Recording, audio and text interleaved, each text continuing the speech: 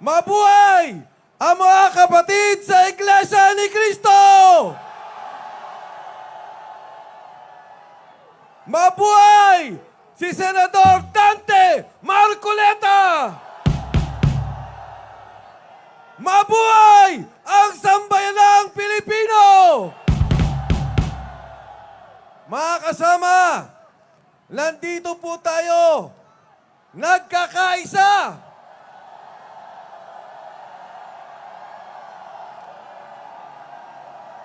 Ayan na, kawayan po natin sila.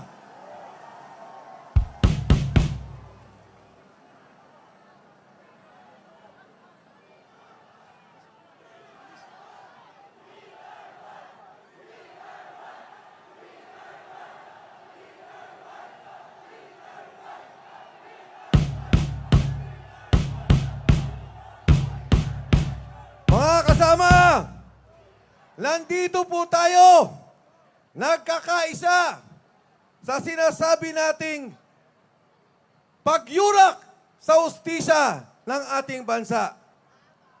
Ikikwento ko po sa inyo kung ano ang nangyayari ngayon. Isipin nyo mga kasama, ang daming binanggit. Sabi nila, 67 na contractors. May pinatawag ba? Alam niyo ho, doon sa flood control scandal, doon sa anomalya, pinakamalaking skandalo ng nakawan sa ating bayan, ang may kaso, 6 lamang. Doon sa 6 na may kaso, 2 binigyan ng pagiging state witness. Yung pong si Director Alcantara ng Bulacan at si Yusek Bernardo ng DPWH. 2 senador kinasuhan. Si Bong Revilla at nung hindi sumama, nanindigan, ikinulong nila si Jinggoy Estrada.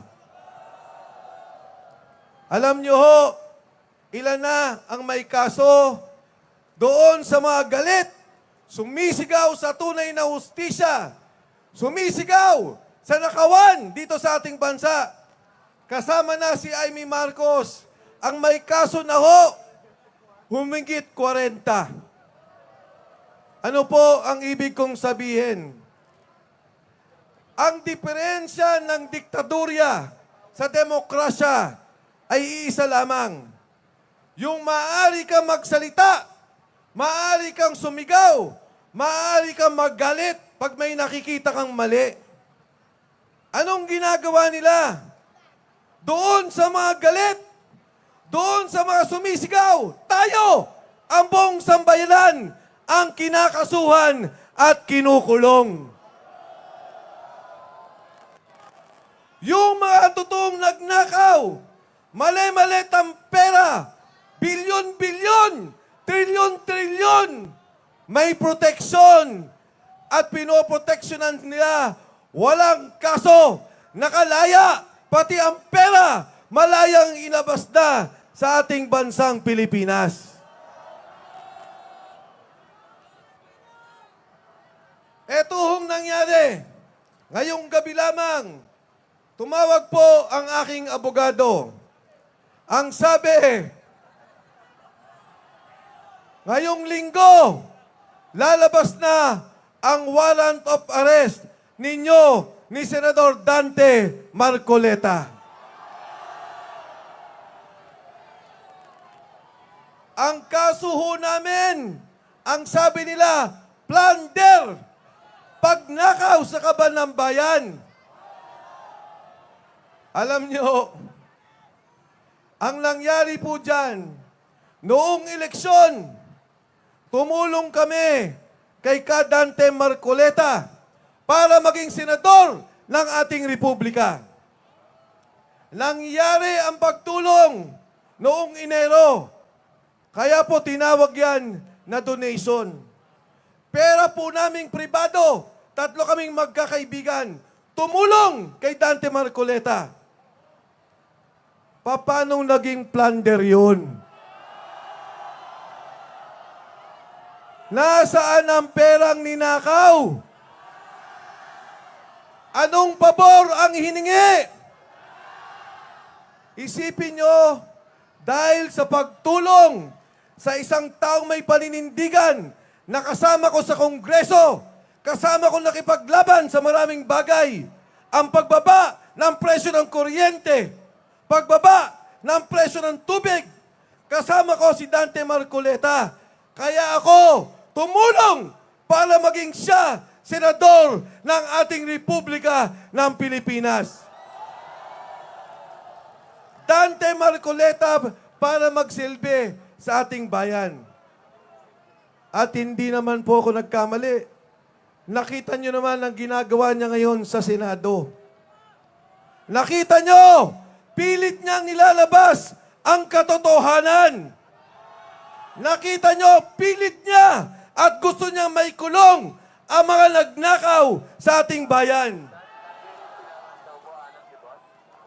Isipin nyo mga kasama, ang mga senador, pag tiningnan nyo sa COMELEC ang statement of contribution, mga tumulong sa kanila, wala sa kalingkingan ang pera ni Dante Marcoleta. Ang ginastos sa kampanya, wala sa kalingkingan ng pera na ginastos nila at tumulong sa kanila. Bakit? Yung ibang senador na daang milyon, hindi nyo imbestigahan. Nandun din naman, tulong din naman, eleksyon din naman. Pero bakit si Dante Marcoleta?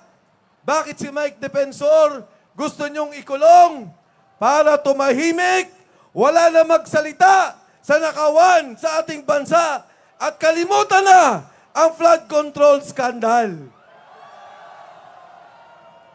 Parehong kaso. Ayoko na banggitin ang mga pangalan ng mga senador dahil kaibigan ko rin naman. Pero pareho. Bakit yung tulong sa kanila legal? Pwede. Kay Dante Marcoleta, hindi ka pwedeng tumulong.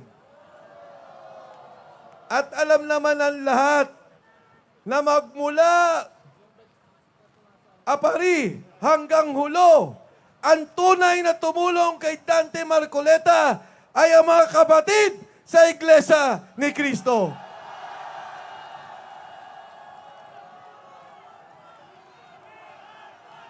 We are one!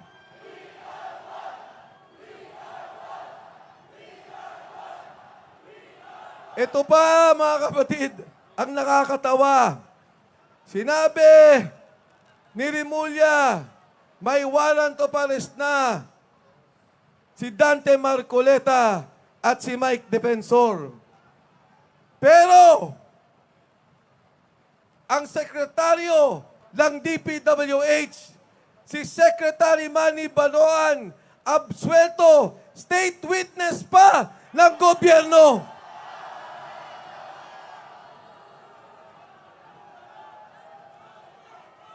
Ang ahensya na pinaka-corrupt, ang ahensya na naglustay ng bilyon-bilyon, trilyon-trilyon, ang pinuno nila, absuelto sa kaso.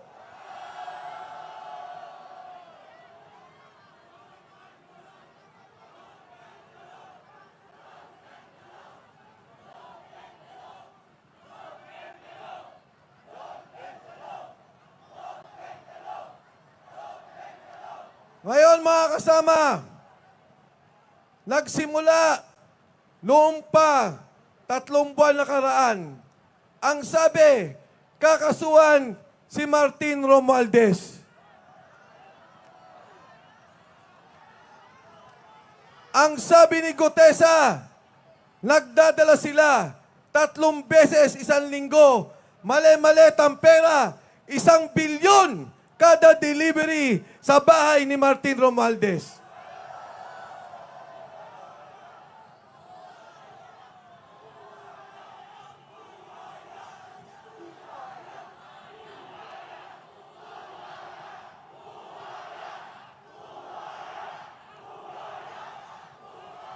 Ang sabi po ng 18 Marines, nagdadala sila bilyon-bilyon, 3 beses isang linggo, umabot halos 800 bilyong piso ang nadala kay Martin Romualdez.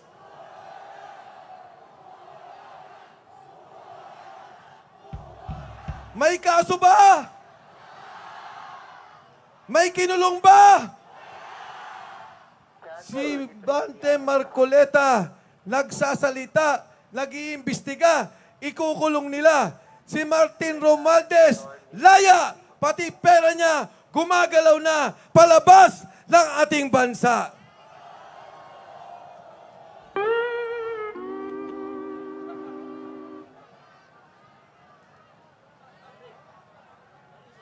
Yung mga sinabi kong senador, Senador Joel Villanueva, Senador Chis Escudero,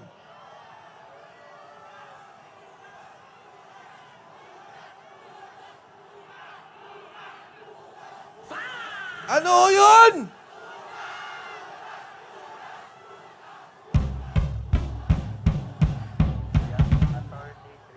Kaya ako, nagbibigay pugay sa dalawa nating senador. Ang una, Senador Bato de la Rosa. Pumunta sa Senado kahit mapapahamak ang kanyang sarili. Alam niya na ilalabas siya ng ating bansa katulad lang ginawa kay Pangulong Duterte. Pero bagkus, pumunta pa rin sa Senado para bumoto sa pagbabago sa liderato ng Senado. Ang pangalawa, Jinggoy Estrada, na ngayon nakakulong dahil ang sabi niya, naninindigan ako sa liderato ni Cayetano at sa liderato ni Dante Marcoleta para sa Blue Ribbon Committee. Kaya mga kasama, yung away sa Senado, hindi po yan impeachment. Wala po silang bilang.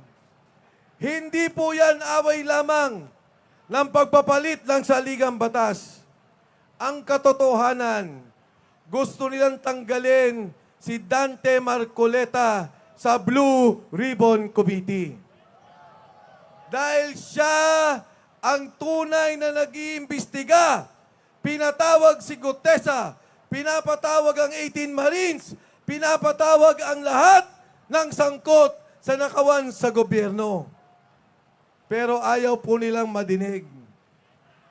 Ayaw po nilang malaman ng taong bayan dahil baka lumabas ang tunay na utak at pinuno ng nakawan dito sa ating bansa.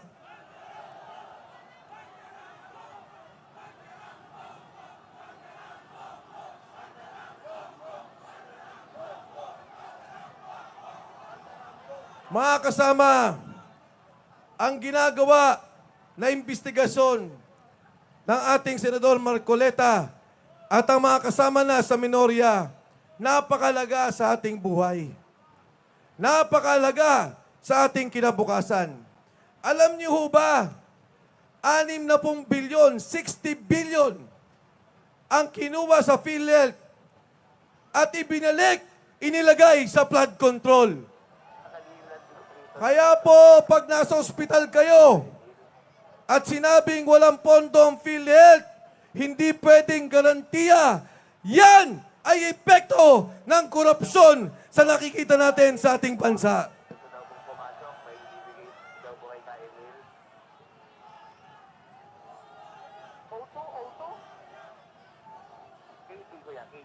Anim na malalaking proyekto. Isa na lang ang babangkitin ko sa inyo. Yung Metro Manila Subway. Alam niyo ba, 2028, dapat para na tayong Hong Kong, dapat para na tayong Japan, may subway na dumadaan dito sa Metro Manila. Pero ang pondo, kinuha nila, inilipat sa flood control. Kaya ngayon, 2034 na, delayed na proyekto dahil sa nakawan na ginawa nila dito sa sambayanan natin.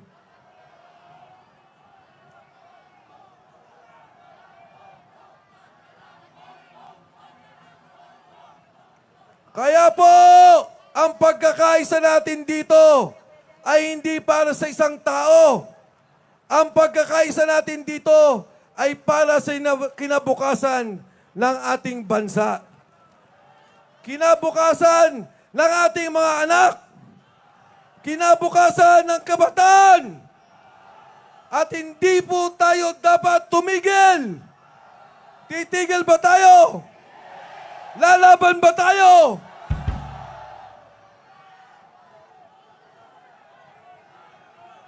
We are one!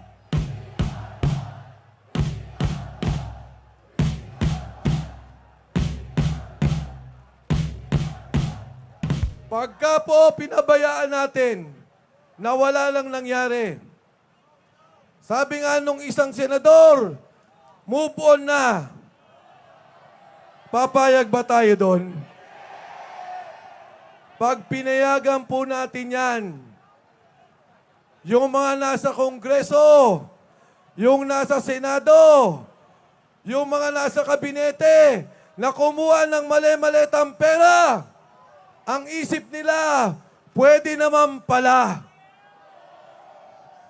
Makakatakas ka pala. Makakaiwas ka pala. Kaya ang sabi nila, para tumigil na to, ikulong natin si Dante Marcoleta.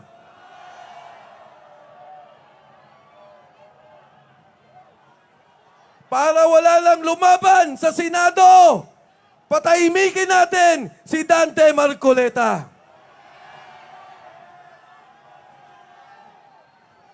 Kaya ang pagkakaisa natin ay para sa katarungan. Pagkakaisa para sa hustisya. Pagkakaisa para makulong ang mga nagnakaw.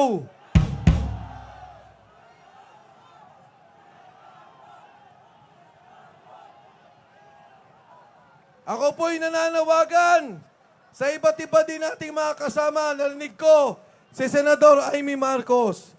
Dito walang kulay, walang politika. Kahit ikaw berde, dilaw, kakamping, pula, sumama ka dito kung mahal mo ang Pilipino at ang kinabukasan ng sambayanang Pilipinas.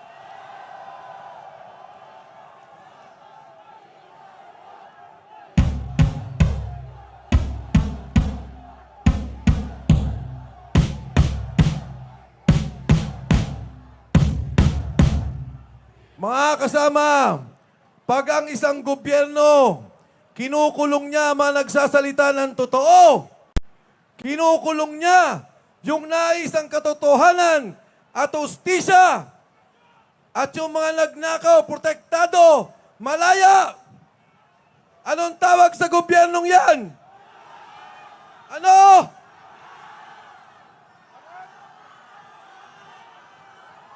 Hindi ko marinig!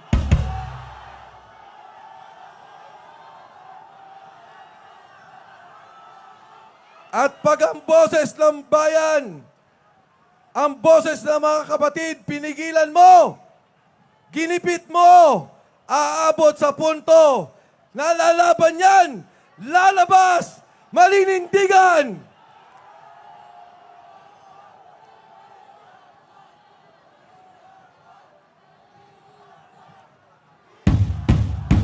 We are one! We are one! We are one! We are one!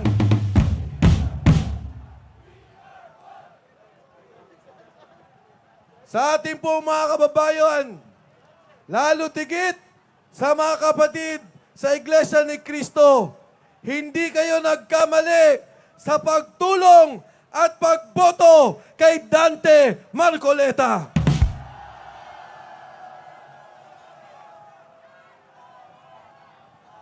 May galing, may talino, higit sa lahat, may pagmamahal sa sambayanang Pilipino.